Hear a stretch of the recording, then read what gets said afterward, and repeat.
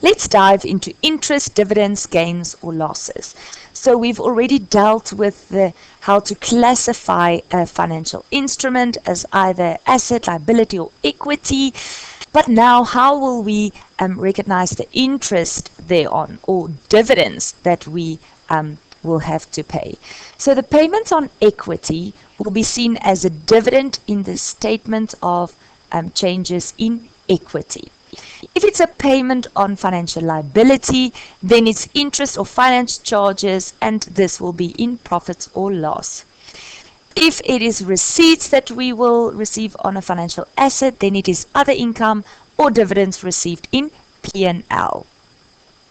Premiums or discounts, gains or losses on the redemption or the refinancing of a financial liability is gains and losses in P&L or OCI.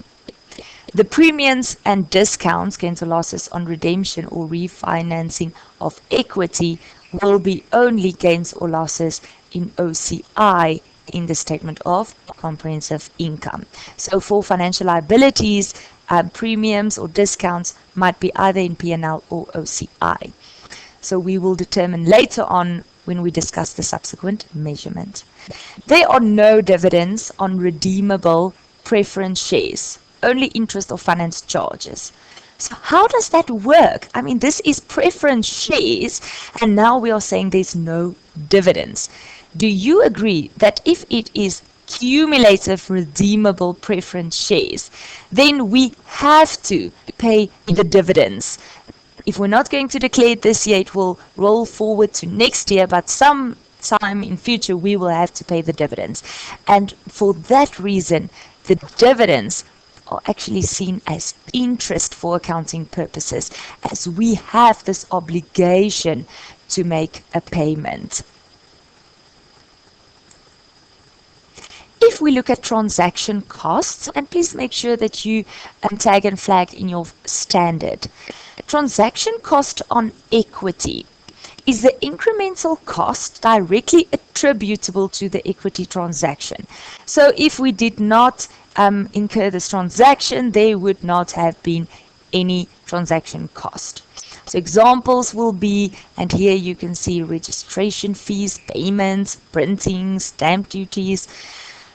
Very important. Transaction costs on equity are deducted from equity and will be disclosed separately as a deduction in the statement of changes in equity.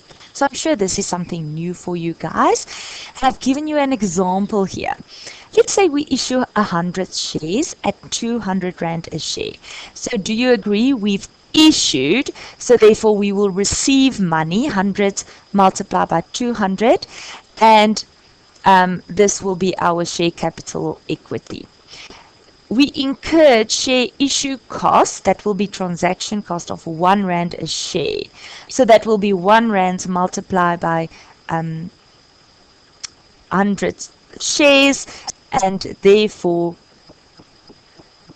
please change this to 100 Rands, because it's 1 Rand a share. Then if we say the standard is saying it's a deduction from an equity, then I will decrease my equity or my share capital. So debit share capital equity, credit bank, because I've paid this amount with the 100 Rand. And the equity is then stated net of the transaction cost, and this will then be 199 a share. I want to look at one or two definitions. These definitions you will find in IFRS 9. So we are now jumping to IFRS 9. If an instrument is held for trading, it is a financial instrument where at least one of the following criteria is satisfied. So only one, and then you know it is a held for trading financial instrument. It's either an instrument that was acquired primarily with the purpose of trade. So I want to sell it in the near future. Or it's an instrument held in a portfolio with evidence of short-term profit taking. So again, it's for speculative purposes. I want to sell it short-term. Or it will be a derivative. So the derivative explanation and examples in your gripping GOP. It is not in your syllabus for this year. However, just know that a derivative is also then a held for trading financial instrument. Amortized cost, and you've dealt with that already, but it is where you take out your financial calculator, and that will be the amount at which the financial asset or liability is measured at initial recognition, less the principal repayments, plus the cumulative amortization using the effective interest rate method. So that is a lot of words, but basically it's saying that it will be where you use your financial calculator. You will know what is your rate, you will know your future value, any amounts that you will have to pay in future, what is the payments that you will have to make on a monthly, quarterly, or yearly basis, and you will calculate then your present value. Your coupon rate, very important, is the interest or dividend on the nominal value, the face value. It relates to the instrument specifically. So therefore, if I tell you this is 13% convertible debentures, that means that 13% is the coupon rate. And if I want to work out what is my interest, I will have to work out the value of my debentures multiplied by 13%. In the next video, we will look at initial recognition.